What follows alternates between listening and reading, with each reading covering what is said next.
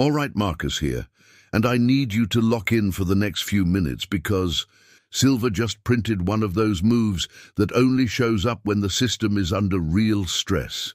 Not chart stress, not headline stress, real balance sheet stress. In the last few sessions, silver has been ripping. Trading Economics had silver around 93.82 Oz on February 27, 2026, up sharply on the day. And the trigger everyone's pointing at is obvious. The Middle East escalation, reports of US and Israeli strikes on Iran, and fresh fears around oil flows through the Strait of Hormuz. But here's what you need to understand. This is not a meme, not a rumor, not just a chart move.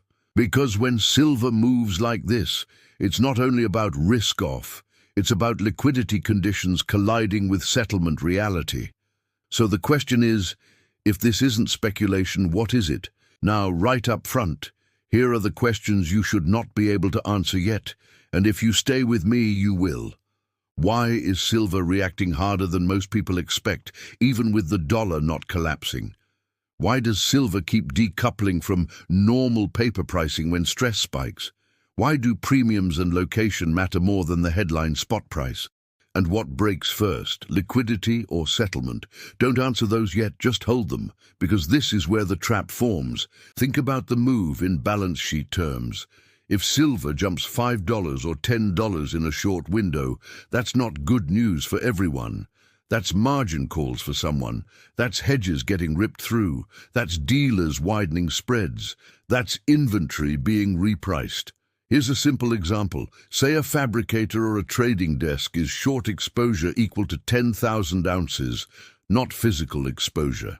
If silver moves $8 against them, that's $80,000 in mark-to-market pressure fast. And in stressed markets, it's not the loss that kills you. It's the funding. That's the signal, because the cost of money is not cheap right now. The effective federal funds rate was 3.64% on February 26, 2026, and the two-year Treasury was around 3.42% the same day. That means anyone running leverage is paying real carry. So when volatility hits, the market doesn't wait and see, it liquidates. Which brings us to what you're going to understand by the end of this video. What this silver move actually signals under the hood. Why mainstream headlines keep missing the mechanism. And how to position structurally without making a gamble. Most people miss this next part because they think silver is one market. It isn't. It's two layers stacked on top of each other. Layer one is financial exposure. Futures, ETFs, options, swaps, unallocated accounts, paper claims that track price. Layer 2 is settlement reality. Bars in vaults, deliverable inventory, custody, transport, refinery throughput. What can actually be delivered when someone demands metal instead of cash? In calm markets, those layers align. Price discovery happens in the paper layer, and the physical layer follows, because confidence is high and funding is easy. You don't need delivery to prove the price. Everyone trusts the chain. But in stressed markets, confidence changes. And when confidence changes, the paper layer starts to trade like a liquidity instrument, while the physical layer trades like a scarcity instrument. That is the entire game. Here's a clean round number example. Imagine there are 100 claims outstanding for every 1 unit of physical that people actually demand delivery on. In normal times, that's fine, because only a small fraction ever asks for delivery. The system is built on the assumption that most participants want exposure, not settlement. This isn't a flaw, this is the design. But when the environment shifts, when funding tightens, when geopolitical risk spikes, when people start asking, do I actually own this? That fraction rises. Not because everyone panics, because incentives change. And that's when silver stops behaving like a chart and starts behaving like a stress test. So now let's build the chain, policy to liquidity, to funding, to leverage, to settlement pressure, to volatility expansion, using real anchors. Start with the macro backdrop. The dollar is not in freefall. Trading Economics had the DXY around 97.608 on February 27, 2026. So this is not silver up because the dollar died. At the same time, the Fed is not running emergency stimulus. Money is priced. Again, EFFR 3.64%. That sets the tone. Carry costs matter and leverage is fragile. Now add the system stress overlay. Equity volatility hasn't exploded to crisis levels, but it's elevated enough to matter. The VIX was 18.63 on February 26, 2026, after printing above 21 earlier in the week. That's not panic, that's not rumor, that's not Twitter, that's the market admitting uncertainty is rising, meaning hedging demand rises, risk limits tighten and liquidity thins. And now the credit channel. High-yield spreads weren't blowing out, but they were not asleep either. The ICE buffer US high-yield OAS was 2.98% on February 26, 2026. In other words, the market is not pricing a depression, but it is pricing tighter conditions where liquidity is not infinite. Now enter the catalyst. War risk hits energy. Energy hits inflation expectations. Inflation expectations hit yields and real rates. And when real rates stop falling, the easy narrative for metals should weaken, yet silver is ripping anyway. So why? Because silver is not moving on macro optimism. It's moving on system mechanics. That's the stress. Here's the part most investors ignore. When geopolitical risk spikes, the first thing institutions do is de-risk funding chains. They don't just buy a metal. They shorten settlement horizons. They reduce counterparty exposure. They prefer assets with fewer links in the chain. And silver is uniquely sensitive to that because its pricing center is paper-heavy while its demand base is industrial plus investment with physical constraints that don't scale overnight. Now let's talk about inventory and why it matters. COMEX warehouse stock is one of the public windows into deliverable reality. As of February 26, 2026, heavy metal stats displayed COMEX silver inventory around 86.1 million ounces. I'm not telling you that number means shortage tomorrow. That's not the point. The point is this: when inventory trends lower, when delivery interest rises, and when volatility rises at the same time, the system has to reprice settlement optionality. That's where it breaks. And this is exactly why the paper versus physical concept matters for silver more than most assets. Paper claims can expand instantly. Physical cannot. Now let's address the China 120 headline claim carefully with what we can actually verify. China has seen extreme silver pricing this year. Exchange rates data shows the high point in China during 2026 was about Y811.002 per ounce on January 28, 2026. Now convert that into dollars using a reasonable contemporaneous USD CNY level. Trading Economics showed USD CNY around 6.86 in the same general period listing. Y811, 6.86, is roughly $118 per ounce equivalent, basically the 120 number people are throwing around. And in the US data, that same window saw a US high of $116.61 on January 28, 2026. So what's the real takeaway? Not that China is magically $120, while the West is $30. The verifiable takeaway is that silver has been printing very high nominal levels, and China's pricing is a valid lens because it reflects physical demand and import constraints more directly than a leveraged paper venue does. And when the market is stressed, those location signals matter. That's the risk, because when people see the metal higher elsewhere, they assume there's an arbitrage that will instantly close the gap. But arbitrage is not free. It requires financing, trust, transport, and time. And in a stressed environment, time is the one thing the market stops giving you. Now let's pull the thread back to the war catalyst and why silver gapped.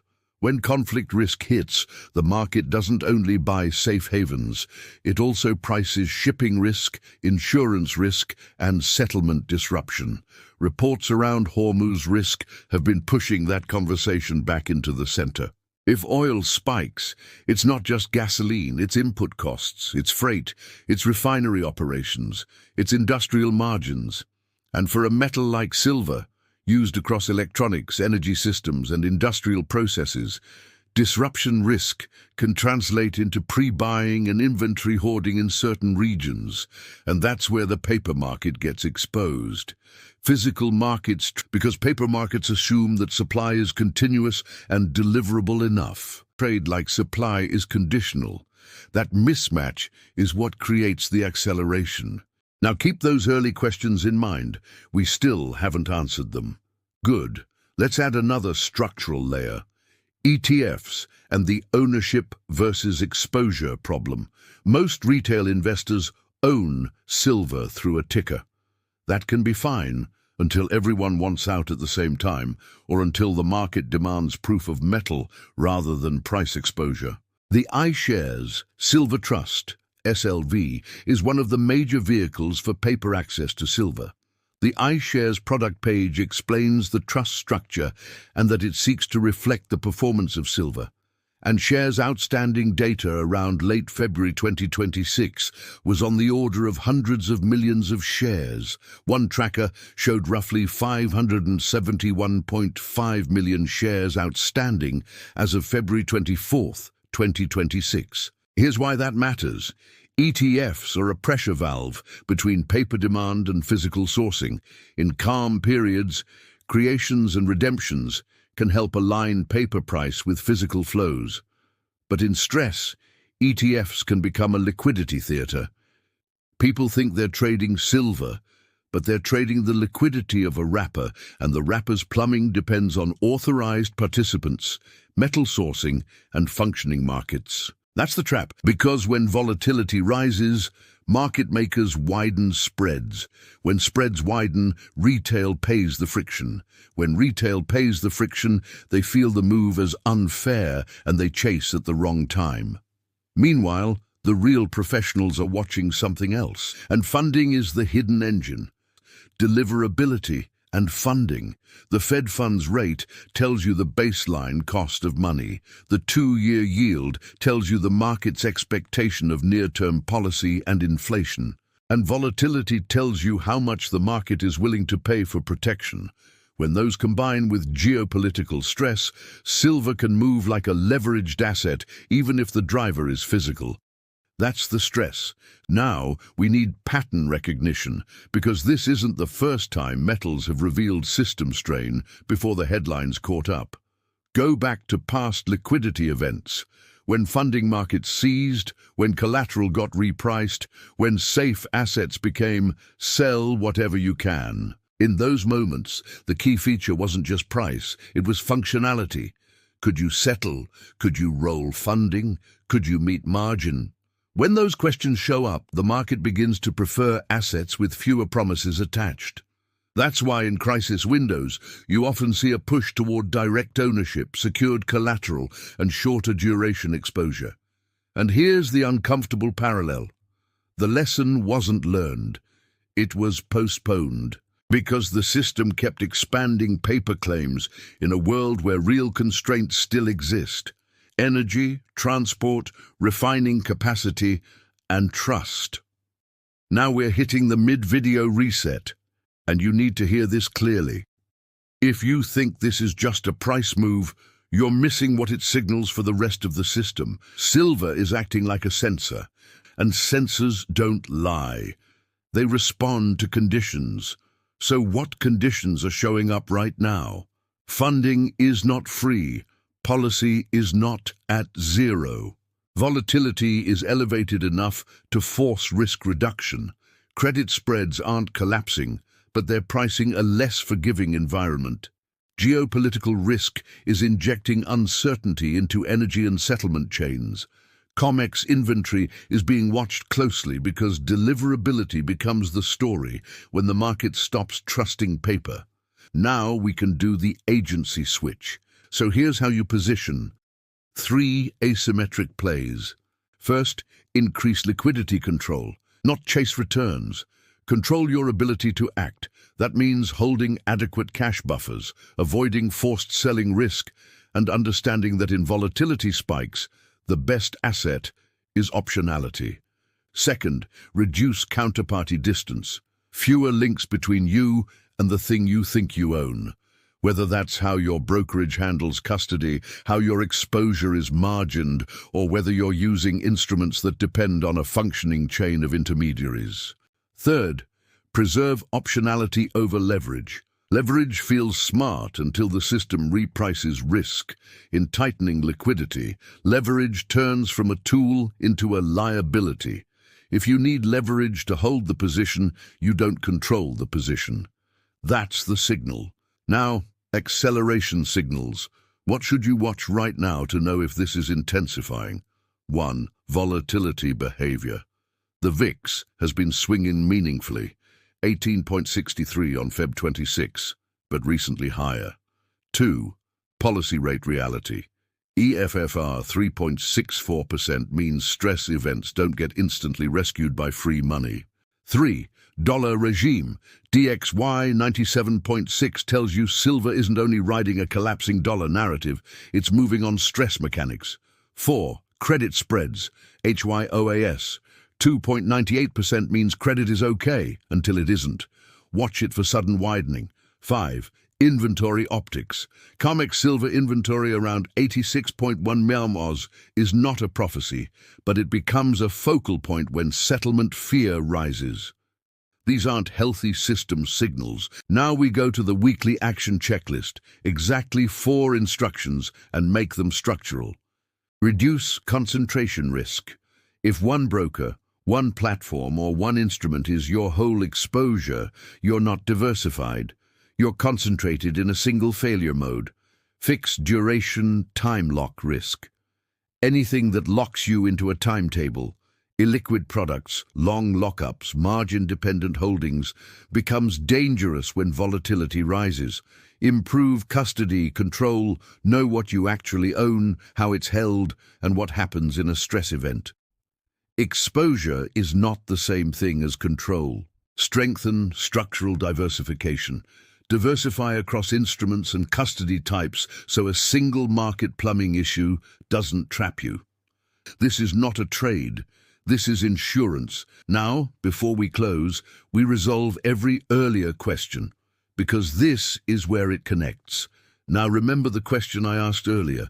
Why is silver reacting harder than most people expect, even with the dollar not collapsing?